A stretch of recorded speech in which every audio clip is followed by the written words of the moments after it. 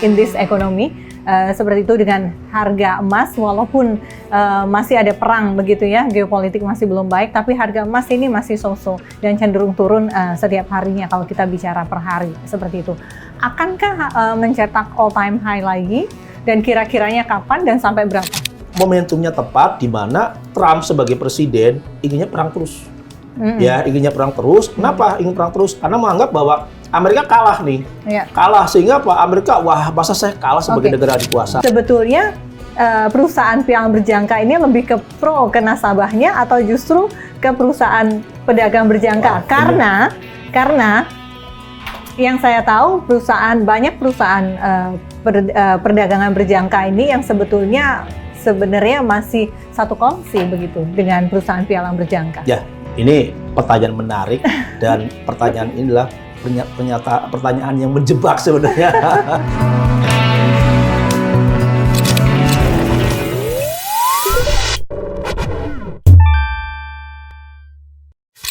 Halo pemirsa, setelah sempat mencetak all-time high atau ATH sekitar 5.500 USD per troy ounce pada awal 2026, harga emas justru terkoreksi tajam dalam beberapa bulan terakhir ini. Padahal konflik geopolitik masih memanas, ketidakpastian ekonomi global belum juga reda, dan beberapa bank sentral atau berbagai bank sentral di dunia ini masih aktif menambah cadangan emas. Lalu apa sebenarnya yang terjadi? Di episode Ngobrol Ekonomi kali ini kita akan membedahnya selengkapnya bersama dengan Ibrahim Aswaibi, seorang analis pasar uang dan komoditas. Dan juga Pak Ibrahim ini adalah direktur salah satu perusahaan pialang berjangka listed Bapepti ya Pak ya, PT Trust Andalas Futures. Pak Ibrahim, selamat siang. Terima kasih. Thank you for coming di Diskursus Network, khususnya di Ngobrol Ekonomi bersama saya. Pak Ibrahim, Bapak ini sudah puluhan tahun ya sebagai pengamat, pelaku juga sekarang penanggung jawab ya istilahnya kalau direktur begitu ya di salah satu perusahaan pialang tercatat di Bapepti begitu. Bapak tolong kasih gambaran ke kami mengenai dunia pialang berjangka ini, khususnya terkait dengan emas ini dari waktu ke waktu, dari zaman ke zaman, khususnya pada saat krisis 98, 2008, lalu terus kemudian ada Arab Spring 2011, lalu kemudian ada COVID. Ya, jadi harga emas ini ya, ini sebenarnya emas ini nggak jauh dengan harga minyak. Pada saat tahun 2008 ini pun juga mengalami kenaikan, walaupun saat itu kenaikannya tidak terlalu signifikan, karena rupiahnya pun juga masih walaupun melemah, tapi pelemahannya aman-aman saja. Nah sehingga apa? Harga emasnya pun juga naiknya nggak terlalu besar dibandingkan kita memasuki ya tahun di 2015, 2016, 2017 sampai akhirnya mendekati tahun 2024 di mana pada saat Trump mencalonkan diri sebagai presiden Amerika untuk yang kedua kalinya. Ya, yang kedua kalinya dan saat itu orang tidak berpikir bahwa Trump ini akan jadi sebagai presiden. Nah, tetapi politik berkata lain. Ada isu-isu pembunuhan 3 kali kan terhadap Trump. Inilah yang mengangkat Trump ini terpilih sebagai presiden. Walaupun saat itu Kamala Harris ya dalam bijak pendapat itu selalu memenangkan 55% ya suara. Tapi pada saat hari hanya pada saat itu ya 5 hari sebelum pemilu ya kemudian ini flashback ya.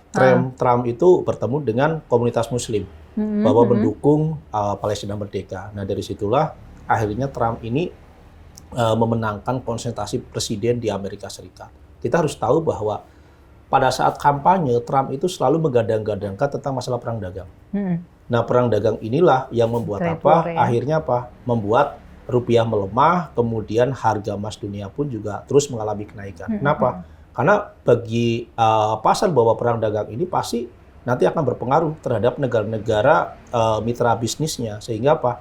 Sehingga cara satu-satunya berarti investasi yang paling bagus itu hanya di emas dunia maupun di logam mulia. Ini yang terjadi.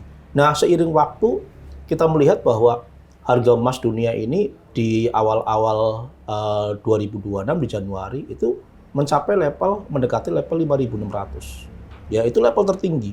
Dan orang menganggap bahwa ada kemungkinan besar baik JP Morgan, ya kemudian Lehman Brothers, kemudian lain-lainnya mengatakan bahwa kemungkinan besar bahwa emas dunia ini di akhir tahun itu bisa mencapai di 6.000 sampai 6.500. Ya, sebelum kita ke prediksi itu, pertanyaan saya tadi adalah, karena Bapak kan sudah puluhan tahun berkecimpung di dunia ini ya Pak ya, apa sih yang membedakan dalam setiap krisis ini? Karena kalau sebelum kita nanti juga berkenalan dengan bagaimana cara berinvestasi emas ya, selain beberapa investasi yang lainnya seperti itu, apa yang membedakan harga emas dan juga gejolaknya di setiap medio krisis begitu, di 2008, di Arab Spring 2011, dan di COVID dan pasca Trump yang kedua ini. Di tahun 2008 itu memang bersamaan dengan hancurnya krisis perumahan ya di Amerika. Ini krisis ini akhirnya membuat apa? Membuat banyak aliran modal asing dari Amerika itu keluar. Salah satunya adalah ke Tiongkok. Bisa saja Tiongkok saat itu salah satu negara dengan pertumbuhan ekonomi tertinggi sampai di 10,4%. Nah, ini pun juga berdampak terhadap harga emas. Emas ini mengalami lonjakan ya pada saat itu karena ada ketakutan bahwa kegagalan di Amerika ini, ada ketakutan bahwa Amerika itu bangkrut. Nah, sehingga cara satu-satunya investor-investor secara global itu mereka beralih ke emas sebagai safe haven. Ini ada ketakutan. Jadi ketakutan yang cukup luar biasa, bahkan dikatakan bahwa lembar saham pun juga, obligasi pun juga tidak ada artinya. Mendingan kita adalah membeli untuk emas. Nah, kita harus ingat pada saat Perang Dunia Pertama, Perang Dunia Kedua, ya ini pada saat itu tidak ada yang namanya emas sebagai investasi. Ya, itu surat berharga nggak ada artinya sama sekali. Bahkan orang-orang kaya pada saat terjadi perang, ya mereka jadi miskin mendadak. Tidak ada harganya sama sekali. Nah, seiring waktu ya di tahun 2028 setelah Perang Dunia Kedua, investor-investor besar itu mereka bahwa emas ini adalah salah satu lindung nilai. Oh, setelah Perang Dunia Kedua, setelah di Perang Dunia Kedua. Jadi betul. Ada filmnya juga pada saat Perang Dunia Kedua. Jadi berarti istilah safe haven itu mulai muncul sejak kapan nih Pak? Iya, sejak terjadi selesai Perang Dunia Kedua. Karena pada saat Perang Dunia Kedua terakhir itu masih di situ yang dijual itu adalah obligasi, surat berharga. Bahkan saya melihat di film sendiri, ya ada filmnya juga bahwa saya orang kaya ya punya surat berharga begitu banyak, tetapi pada saat terjadi perang, kemudian krisis bursa tutup, yang terjadi saya tidak punya apa-apa dan saya menjadi orang miskin. Nah ini dari situlah akhirnya ada perubahan-perubahan setelah Perang Dunia Kedua berakhir, kemudian ditata ulang bursa, kemudian bahwa waktu itu adalah perak dengan emas ini adalah salah satu yang bisa dijadikan sebagai unggulan untuk investasi. Terutama adalah kita lihat zaman-zaman dulu. Zaman-zaman dulu masyarakat, orang-orang tua kita itu kan mempunyai perak, ya, kemudian mempunyai emas sebagai mata uang untuk sebagai investasi maupun menyimpan, ya, menyimpan. Dan itu. dari dulu memang emas ini ya cukup menarik ya, karena apa? Orang pada saat melakukan pembelian gadai itu pun juga menggunakan emas ya sebagai alat untuk bayarnya. Nah, sehingga apa? Seiring waktu ini terus mengalami kenaikan. Karena emas ini di atas inflasi. Pada saat inflasi tinggi, ya ini akan berdampak terhadap kenaikan harga emas. Di tahun 2028 itu juga seperti itu. Cuma perbedaannya di tahun 2028. 2028 atau 2008? Sorry, 2008. Di tahun 2008 itu perbedaannya bahwa dengan sekarang ya, kalau kita lihat bahwa saat itu hanya fokus terhadap krisis yang terjadi di Amerika. Nah, krisis yang terjadi di Amerika seperti apa? Oh, ini karena gagal, karena masalah properti, masalah ini, sehingga orang menginvestasikan dananya di emas. Jadi setiap kali ada krisis, malah kemudian investor, termasuk juga investor retail ya, berpikir bahwa ya safe haven-nya itu emas. Dan tadi Bapak jelaskan itu muncul istilah safe haven itu ya mungkin sesudah Perang Dunia yang Kedua. Begitu.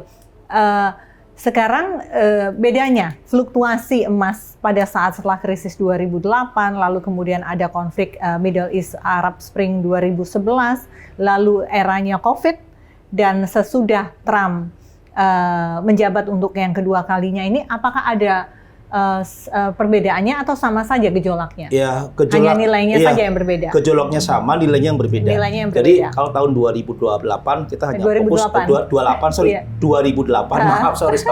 2008. Minum kopi dulu, Pak. Kopi selo dulu. Sorry. Oke. Iya. Jadi kita ngobrol di tahun santai 2000 karena kita ya. juga mau memberikan edukasi mengenai emas ini sebagai salah satu alternatif untuk investasi ya Pak ya. Ya. Oke, silakan lanjut Pak Ya, Ibra. jadi di tahun 2008 ini kan masyarakat investor itu hanya berfokus terhadap krisis yang terjadi di Amerika. Ya, sehingga apa fluktuasinya pun juga terlalu besar. Ya, kenaikannya pun juga saat itu walaupun tinggi, ini pun juga menarik juga karena saat itu fundamental ekonomi secara global juga baik kecuali kan di Amerika. Kecuali di Amerika. Ya, tapi Indonesia ini kan selama ini ekspor impornya perdagangannya kan dengan Tiongkok. Pada saat Tiongkok itu tembus di level 8 sampai 10,4 ya persen pertumbuhan ekonominya, Indonesia pun juga ikut naik saat itu kan. Nah, naiknya ini ya salah satu dampaknya adalah dari emas juga, pembelian emas. Emas masyarakat di Indonesia, kemudian di Tiongkok, di India, ini merupakan satu berkah pada saat terjadi krisis ekonomi di Amerika tahun 2008. Nah, di tahun 2011 terjadi perang Teluk. Ini udah berbeda. Karena apa? Sebagai momoknya itu adalah minyak.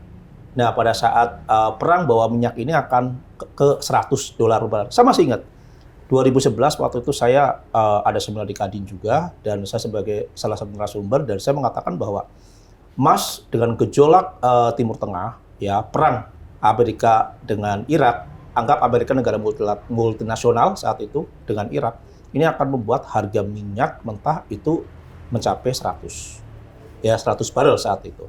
Oke. Dan itu saya di Kadin saat itu. Nah, kemudian walaupun tidak mendekati 100, setelah konflik selesai, ya yang terjadi apa? Yang terjadi krisis kan. Semua krisis ekonomi karena apa? Saat itu harga pangan terlalu tinggi, terutama adalah gandum. Ya negara-negara di Timur Tengah ya seperti Mesir ya terjadi kudeta dan lain-lain. Ya ini membuat apa? Membuat krisis ekonomi ini membuat apa? Membuat orang beralih ke emas juga sebagai safe haven. Iya, lalu kemudian pada saat era COVID seperti itu, ketika dunia tidak baik-baik saja, perdagangan juga terhenti begitu. Ini apa yang terjadi dengan emas? Kalau tidak salah bahkan pernah itu di satu hari itu kalau kita bicara derivatif. Nanti kita jelaskan ya bagaimana cara investasi emas secara fisik maupun derivatif. Itu sempat habis loh Pak harganya. Seperti itu. Itu apa yang terjadi sebetulnya? Ya, jadi gini, pada saat COVID-19 ini kan benar-benar masyarakat itu berfokus terhadap apa? Terhadap penanganan. Penanganan COVID. Jadi anggaran semua, apalagi pertama kali muncul itu adalah di Eropa, ya kemudian di Amerika, di Asia, ya salah satunya Indonesia juga. Jadi semua negara itu berfokus terhadap apa? Terhadap bagaimana cara penanganan. Sehingga anggaran-anggaran negara itu semua masuk ke penanganan COVID-19. Nah, penanganan COVID-19 ini terjadilah satu permasalahan, krisis. Ya kan? Bahkan Indonesia pun juga waktu itu terkontraksi. Ya, kalau nggak salah dua kuartal. Setelah kuartal ketiga kemudian lebih baik lagi. Ini mengindikasikan bahwa pada saat terjadi COVID-19, kemudian orang tidak bekerja, ya pendapatan juga berkurang. Disitulah orang berpikir bahwa transaksi secara online itu kayaknya cukup menarik, ya COVID-19.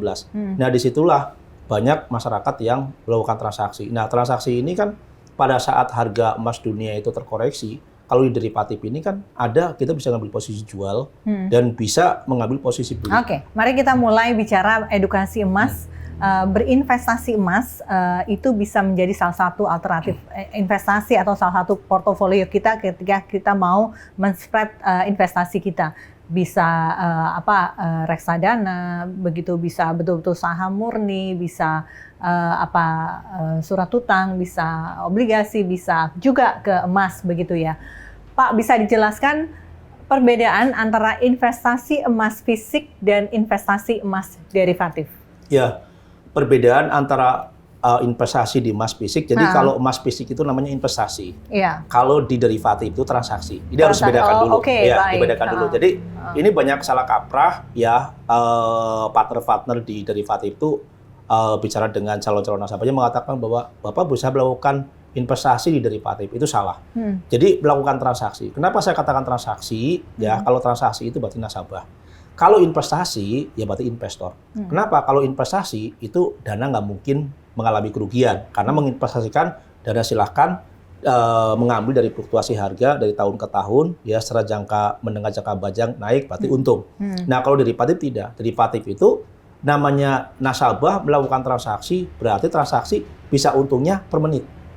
per detik, ya bahkan per detik, per menit, per jam itu bisa mendapatkan keuntungan. Oke, sebelum lanjut Pak, investasi emas secara fisik berarti kita membeli emas seperti itu dari dari mana saja, begitu lalu kemudian Bapak bisa ceritakan untuk disimpan ke mana saja. Untuk yang emas fisik dulu Pak. Oke, jadi kalau saya beli emas fisik, ya beli emas fisik itu bisa disimpan di bank, ya bisa disimpan di rumah sendiri pun juga. Beli emas fisik antara lain bisa dari Antam, bisa dari Antam, dari Pegadaian, betul. Ya ini kan bisa terjadi karena yang selama ini kan bisa dari Antam, dari Pegadaian, kemudian bisa juga di toko perhiasan. Toko perhiasan hampir semua menjual emas batangan juga. Bisa juga dari Bullion Bank betul, ya Pak ya. Bullion Bank. Tapi ada BSI juga. Bullion Bank itu sebenarnya itu baru kemarin-kemarin ya muncul. Kalau Bullion Bank itu ada dua. Ada Bank Syariah Indonesia, kemudian ada yang namanya Pegadaian. Nah, kalau di Bank Syariah Indonesia itu seperti orang kita menabung. Ya menabung dengan rupiah, kemudian dengan gram. Nanti pada saat membutuhkan fisik, baru akan dicetakkan fisiknya, dan itu akan kena biaya. Nah, kalau di Pegadaian itu kan tidak, kita membeli fisiknya. Dengan membeli fisiknya, kemudian bisa kita gadaikan kembali ya sebagai agunan, bisa dibawa pulang. Nah ini Bullion Bank. Jadi terbentuknya Bullion Bank itu sebenarnya untuk memenuhi kebutuhan masyarakat saat itu pada saat harga emas dunia itu terus mengalami kenaikan. Ya. Nah itu berarti frame berpikirnya adalah investasi emas fisik seperti itu. Membeli emas, apapun caranya, membeli langsung ataupun kemudian nyicil ya istilahnya. Seperti itu dengan menabung di Bullion Bank, lalu kemudian emasnya kita dapat secara fisik, kita pegang ataupun kita taruh di Bullion Bank tersebut begitu. Tapi itu kemudian berhenti lalu nanti akan menjadi investasi. Betul. Ya, emas fisik ekuivalen dengan investasi. Betul. Lalu apa kabar dengan kemudian ya pasca Covid atau pada saat sebelum Covid kita mulai mengenal berdagang begitu dengan menggunakan emas. Dengan medium-medium, yakni perusahaan pialang berjangka yang di bawah dari Bapepti dan kemudian OJK. Itu seperti apa sih Pak perusahaan-perusahaan yang kebetulan Bapak juga salah satu yang ada di dalamnya? Ya, jadi sebenarnya ini kan alternatif bisnis buat para spekulan, ya para investor yang ingin mendapatkan keuntungan lebih besar dibandingkan dengan investasi di emas yang kita nunggu 3-5 tahun baru ada keuntungan. Nah, sehingga dibentuklah yang namanya itu kan bursa derivatif. Bursa derivatif berdasarkan undang-undang apa itu, Pak? Undang-undang nomor 11 tahun 2000 ini ya 1997. Oke. Ya, kemudian dari situ bahwa di derivatif ini perlu ada kayak sebangsa bursa komoditi. Nah, bursa komoditi ini gimana? Untungnya lebih besar. Karena apa? Jaminannya margin. Untungnya lebih besar, jaminannya margin, tetapi high risk high return.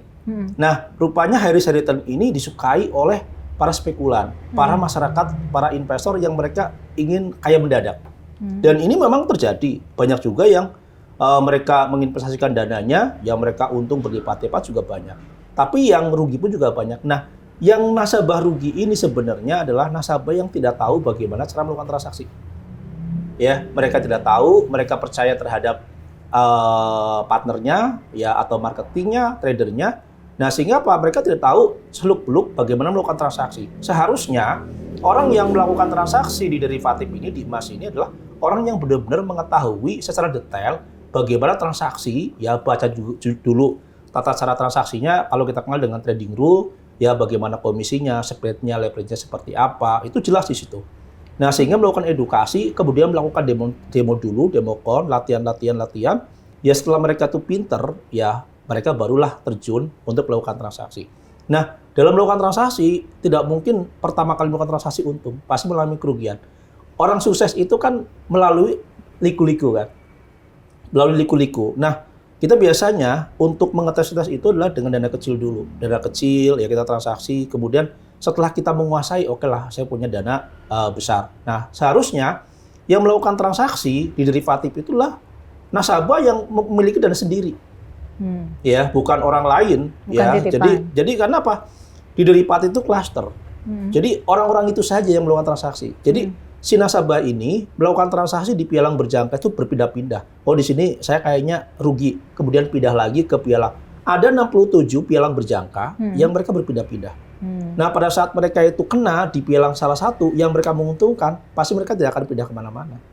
Ya, karena berarti ini sesuai dengan keinginan saya melakukan transaksinya, leverage-nya kecil, kemudian swap-nya juga kecil, ya kemudian dan cas pialang komisi berjangkanya kecil, juga memang juga fair legal. seperti itu ya, legal betul. ya gitu ya. Jadi ini memang Bapak berusaha menggambarkan karena orang kadang-kadang akhirnya menjadi tidak mau berinvestasi di emas karena masalah emas dengan konsep kontrak pialang berjangka ini, kontrak derivatif ini, Pak. Jadi agak confusing antara berinvestasi fisik dengan kemudian itu tadi trading ataupun trading ya, berdagang emas dengan kemudian menggunakan leverage dan lain sebagainya seperti itu. Tapi seperti yang tadi Bapak sampaikan bahwa ya itu tadi high risk, high return seperti itu. Dan di Indonesia ini diperbolehkan atas naungan Bapepti maupun Bapepti Kementerian Perdagangan dan juga OJK untuk melakukan transaksi seperti ini. Bahwa kemudian nanti kita hanya merasa bahwa ini benar atau enggak sih sesuai dengan ajaran agama dan lain sebagainya, itu persoalan lain begitu ya Pak ya. Seperti itu. Silakan ditambahkan sebelum kita masuk lagi ke investasi emas secara komprehensif. Kalau kita lihat orang kan banyak mengatakan bahwa transaksi di derivatif itu halal, riba atau apa ya. Jadi kita harus melihat juga dari akadnya dulu. Biasa seorang calon nasabah pada saat mereka mau melakukan transaksi ya di derivatif, pertama kali itu adalah membaca dulu tentang registrasi secara online. Dia akan tahu semua apa-apa, kemudian mereka akan membaca bahwa dalam registrasi tersebut di situ akan dijelaskan juga tentang resiko, ya tentang apa saja yang ada sesuai dengan undang-undang PBK. Jadi di situ ada semua. Nah, itulah akadnya. Nah, sehingga pada saat mereka mendatangani secara online, ya akadnya tersebut dianggap bahwa ini bukan riba, ya karena kita akadnya kan tahu mereka melakukan transaksi di derivatif dengan mereka melakukan penandatanganan ya mereka secara elektronik, ya udah baca klausulnya, begitu ya mereka ada resiko ada uang hilang dan lain sebagainya, nah, begitu ya. Kebanyakan orang ini biasanya setelah mereka melakukan registrasi kemudian transaksi, kemudian mereka mengalami kerugian, ada alasan-alasan tertentu. Sebenarnya mereka tuh tahu bahwa orang transaksi di bisnis ini kalau lagi untung, ya nasabah itu seneng. Pada saat rugi, pasti menyalahkan perusahaan pialangnya. Nah, ini biasanya nanti akan ketahuan dari apa? Dari top record pada saat melakukan transaksi secara digital. Jadi ketahuan semua, ini siapa yang melakukan transaksi, siapa ini, dan itu nanti bisa dibuktikan pada saat kita melakukan mediasi. Oke, baik. Kita kembali bicara soal investasi emasnya saja, Pak ya. Kita sepakat bahwa emas masih menjadi safe haven dan walaupun kondisi emas lagi naik turun dan sudah bukan jauh dari all time high seperti itu, ini masih menarik. Nah, pertanyaan saya ke Pak Ibra adalah ada apa gerangan ya, Pak ya, ketika suasana atau geopolitik masih seperti ini begitu ya. Trump masih juga dengan berbagai macam kebijakannya yang banyak yang menyatakan tidak masuk akal, justru ada anomali. Justru harga emas malah justru turun. Kalau tadi kita bicara emas untuk yang trading begitu ya, hari ini dibuka open di 4.120-an. Seperti itu, jauh dari all time high. Ini ada apa ya Pak ya? Oh iya, jadi permasalahan harga emas dunia turun ini kan setelah pemimpin Iran itu Ayatollah Khamenei bom, tewas, keluarganya, kemudian para pejabatnya. Dari situlah Iran ya melakukan blokade Selat Hormuz. Nah, blokade Selat Hormuz itu memang sudah dipikirkan oleh Iran ya apabila pemimpin besarnya itu tewas. Nah, pada saat juru bicara IRGC ini menyampaikan bahwa dengan penutupan Selat Hormuz ya harga minyak kemungkinan besar akan mencapai di level $200 per barel. Nah, ini pun juga akhirnya apa? Mengarah terhadap kenaikan harga. Memang benar, 20% transportasi minyak itu melalui Selat Hormuz.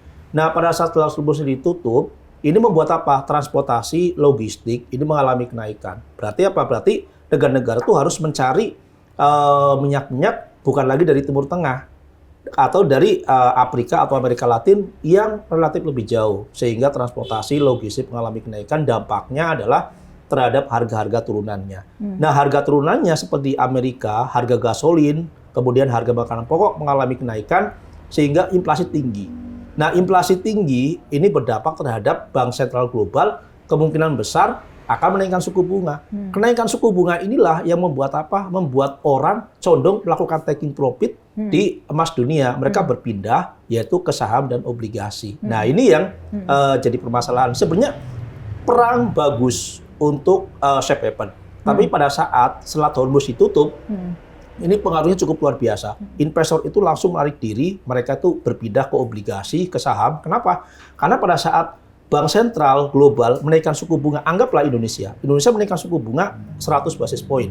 Ya anggap di 4,75%. Obligasinya kita di 7,4%. Nah, sehingga orang beralih.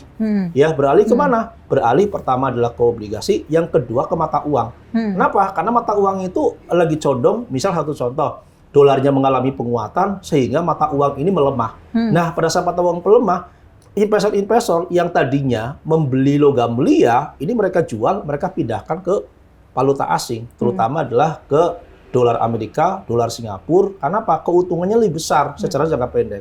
Sedangkan di logam mulia, ini harus kita menunggu 3-5 tahun lagi. Harus ingat bahwa transaksi di derivatif ya maupun di logam mulia, ini pada saat terjadi setelah Hormuz ditutup, marginnya itu jaminan transaksinya dinaikkan.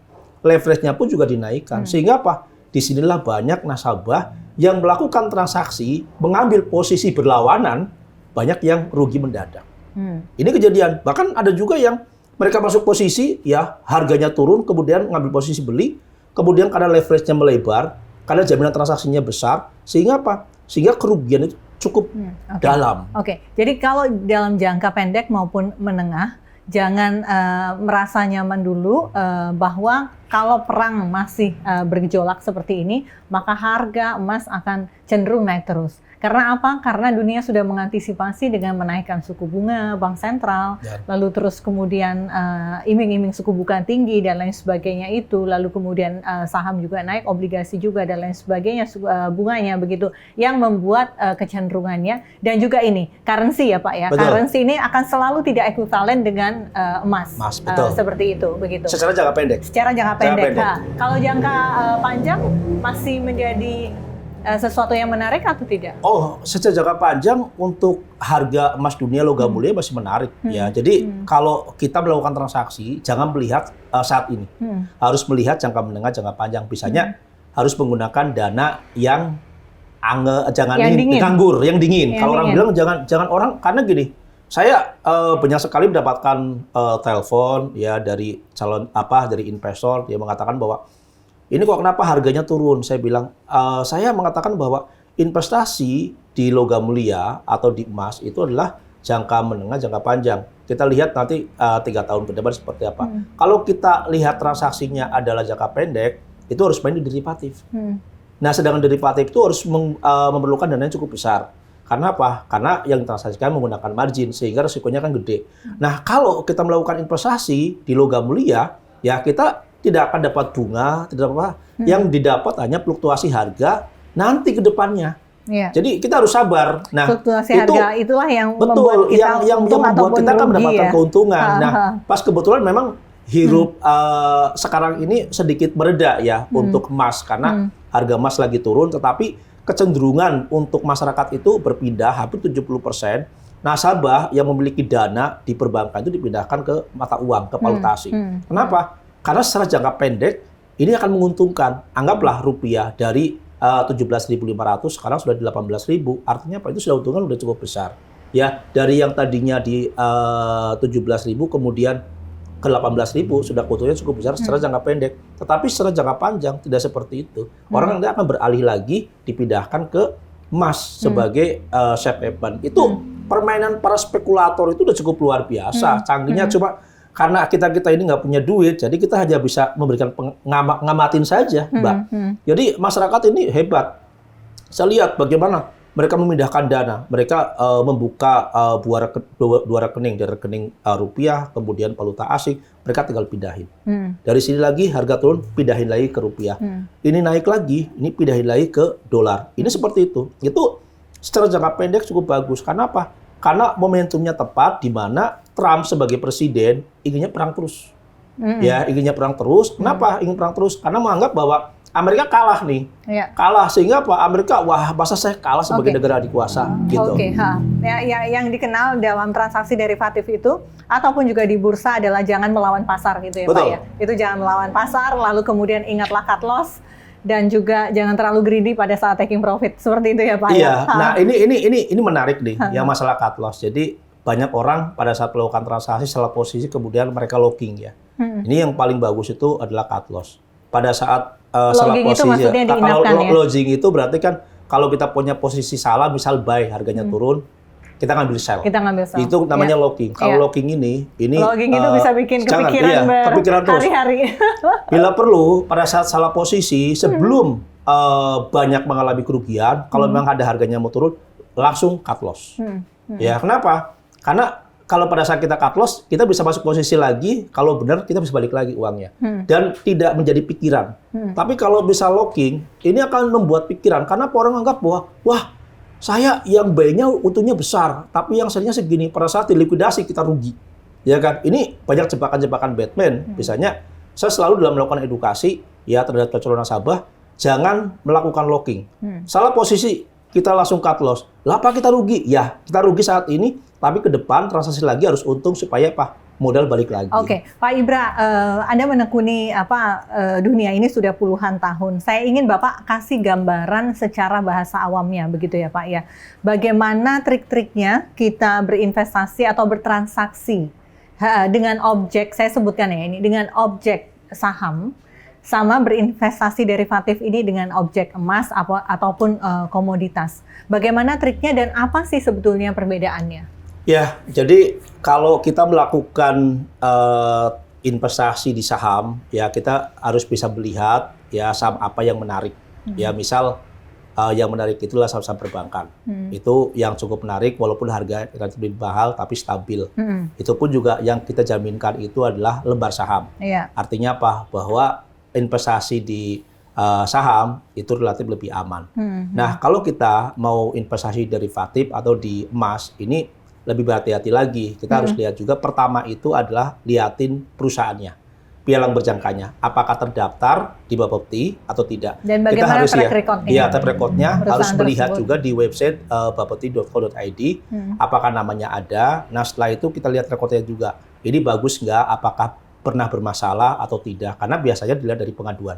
Banyak pengaduan, tinggal buka saja di Google, ya PT-nya apa, dimasukin di situ, coba akan lihat. Biasanya di situ keluar penipu banyak ya kan. Nah itu kita cari ya benar-benar secara acak bahwa oh saya mau melakukan transaksi di pialang A dengan ini, kita ini dulu. Kemudian setelah itu kita melakukan edukasi. Ya kita edukasi dulu, lihat kantornya ada enggak. Karena ada pialang yang tidak punya kantor, itu pialang ilegal. Jadi nggak punya kantor di mana-mana, dikejar-kejar oleh aparat sehingga ngumpet, bisa di rumah, bisa di mana, ya ini nggak jelas. Nah, kebanyakan pialang-pialang ilegal ini yang sering diburu oleh masyarakat, oleh para nasabah. Kenapa? Karena memberikan bonus-bonus, janji-janji yang cukup menarik, sehingga mereka pada saat masuk, kemudian mereka itu melakukan transaksi, mengalami kerugian, mereka tidak bisa melapor kemana-mana. Misalnya, Bapepti OJK itu langsung memberikan satu pengumuman bahwa pialang-pialang ilegal ini yang tidak boleh melakukan transaksi. Itu dan berarti, itu semua ada ya? Iya, ada semua. Itu berarti ya? Ada pengaduan dari nasabah-nasabah yang melakukan transaksi. Nah, kalau kita transaksi di derivatif legal, yaitu jelas, kemudian kartunya juga jelas, kemudian datang, ya ketemu, kita melakukan edukasi, ya bagaimana kita lihat juga trading rule-nya, cara transaksi seperti apa. Nah, biasanya edukator di situ akan memberikan bahwa di bisnis ini, ya ini adalah bisnis yang berisiko tinggi. Nah, apakah Ibu, Bapak ini sudah siap dengan transaksi ini? Ya, kalau seandainya Bapak Ibu ini adalah memang pemain ya di derivatif, mereka pasti ya biasa-biasa saja. Tetapi kita harus ingat bahwa mencari calon nasabah, jangan calon nasabah yang mereka belum mengerti bisnis ini. Pasti akan bermasalah. Nah, masalah ini bisa panjang ceritanya. Tetapi sebenarnya orang yang tidak pernah mengenal bisnis derivatif ini pun juga di emas pun ya sebenarnya udah tahu.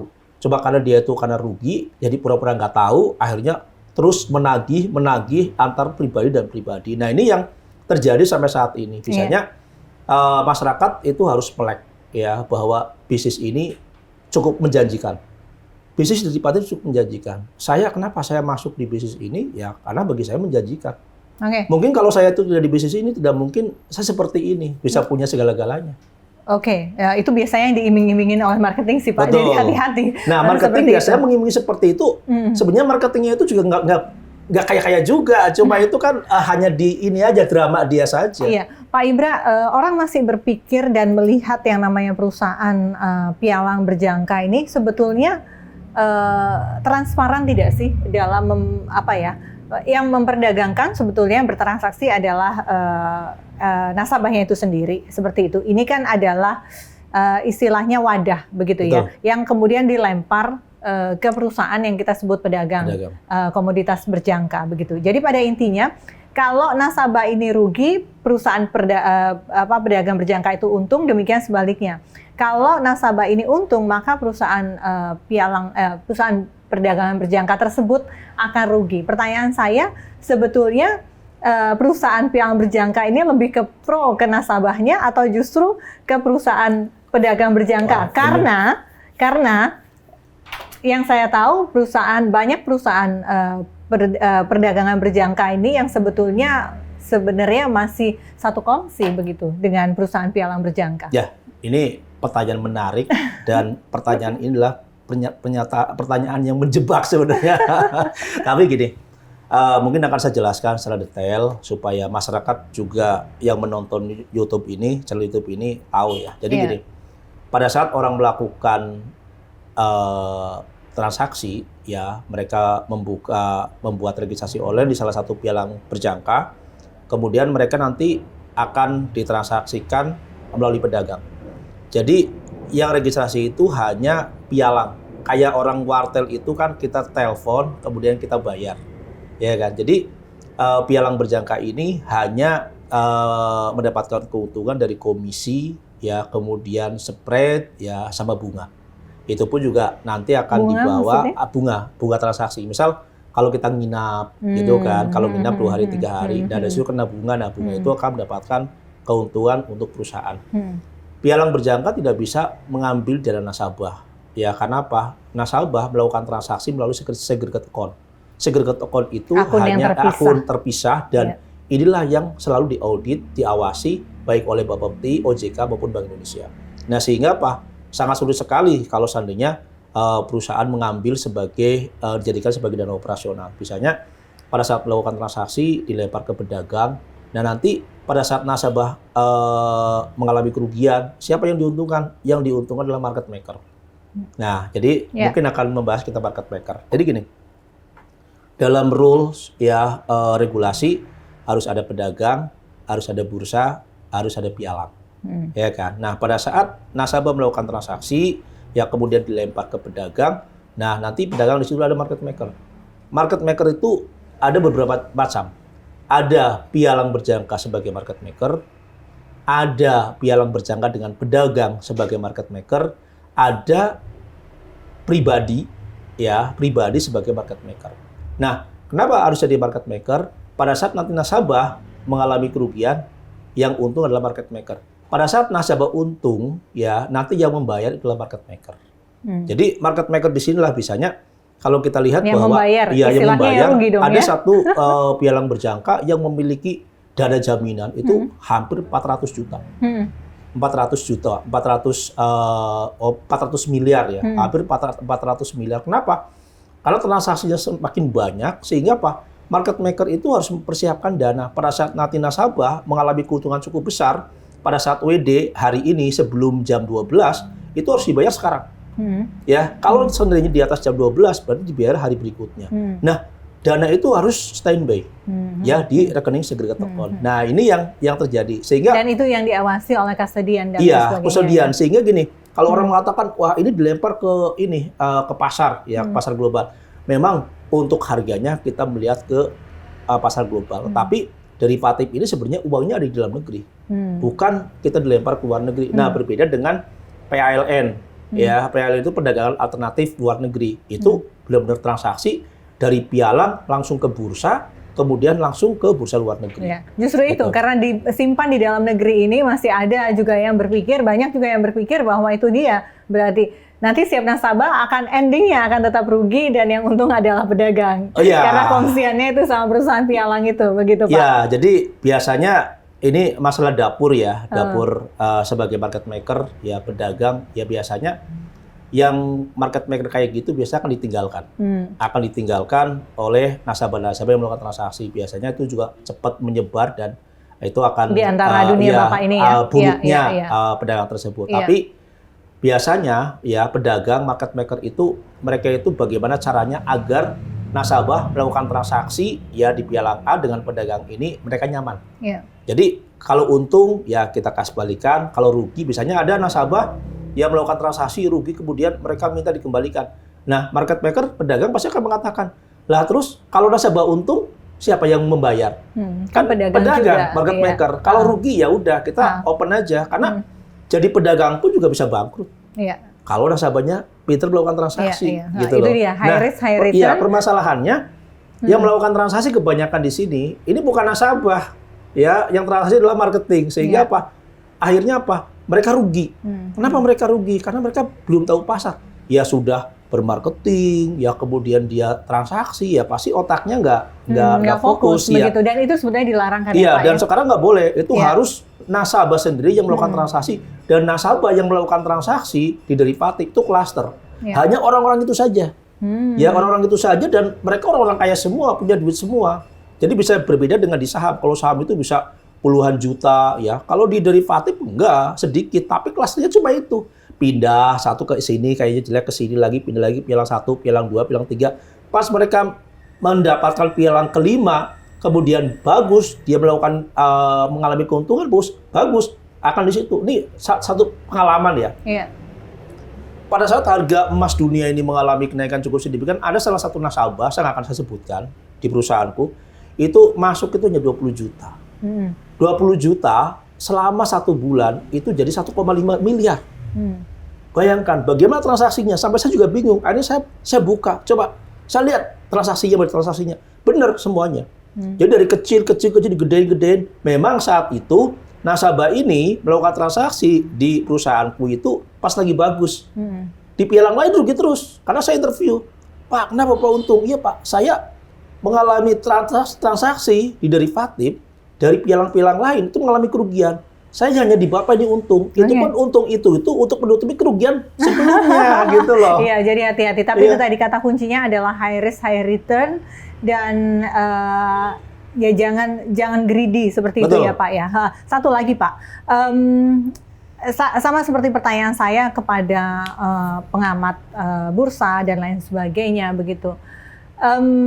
Bagaimana ini kan bursa berjangka ini juga mengalami pembeludaknya nasabah beberapa tahun terakhir ini pasca Covid seperti itu, sama juga di di saham begitu. Nah, sebagian dari mereka kalau di saham juga mungkin di emas dan juga komoditas lainnya sebenarnya bukan orang yang mengerti fundamental dan juga teknikal juga tidak mengerti seperti itu, tapi FOMO istilahnya, fear of missing out begitu. Ini bagaimana Bapak menyikapi hal ini? Jadi gini, banyak atau ada masukan apa begitu ya gini, kepada mereka banyak ini? Testimoni ya di media, apalagi sekarang udah zaman canggih, ada TikTok, ada Instagram, ada YouTube. Banyak nasabah yang memberikan testimoni bahwa mereka melakukan transaksi di derivatif ya, termasuk di emas, ini mengalami keuntungan bla bla bla bla. Nah, sehingga apa? Masyarakat ini mereka condong ingin tahu seperti apa sih. Karena kita harus ingat bahwa Indonesia ini gini. Mungkin saya akan flashback ke belakang. Indonesia ini dijajah Belanda itu 350 tahun. Dan selalu dijadi budak. Ya kan, selalu dijadikan budak. Kita lihat zaman-zaman dulu pribumi dengan orang Belanda itu berbeda sekali. Pribumi di bawah, kemudian orang Belanda di atas. Dalam sekolah pun juga seperti itu. Nah, karena otak kita itu diperbudak dari dulu, sehingga apa? Orang kita itu dari dulu tuh inginnya apa? Ingin kaya, tapi ingin duduk, nggak mau kerja. Nah, sampai sekarang terjadi. Cepat, iya, misalnya di Indonesia ini banyak sekali terjadi penipuan-penipuan arisan online, judi online, ya karena mereka ingin tahu, saya ingin duduk tapi kaya, tetapi mereka nggak tahu bahwa bisnis inilah bisnis beresiko. Nah, pomonya ini masyarakat karena melihat bahwa oh emas ini bagus, kemudian ada seorang marketing yang memberikan informasi iming-iming seperti ini bagus, ada setiap hari terngiang-ngiang lah di otak. Ya udah gue masuk, sama seperti saya dulu. Dulu saya di bisnis ini, ya awal di bisnis ini, juga karena saya suka karena kayak gitu, iming-iming, wah ini marketingnya kayak apa, suaranya enak banget ini. Ya akhirnya pas setelah masuk 1 minggu, dana saya habis gitu loh. Dari situlah saya akhirnya berpikir bahwa untuk mendapatkan uang saya balik, ya berarti saya harus melakukan transaksi dan saya harus bekerja di bisnis ini. Iya, dan harus mempelajari seperti itu ya. Oke, Pak Ibra. Terakhir Pak, outlook semester 2 ini kita udah memasuki bulan Juli 2026 dengan indeks ekonomi seperti itu dengan harga emas walaupun masih ada perang begitu ya, geopolitik masih belum baik, tapi harga emas ini masih so-so dan cenderung turun setiap harinya kalau kita bicara per hari seperti itu. Akankah mencetak all time high lagi? Dan kira-kiranya kapan dan sampai berapa?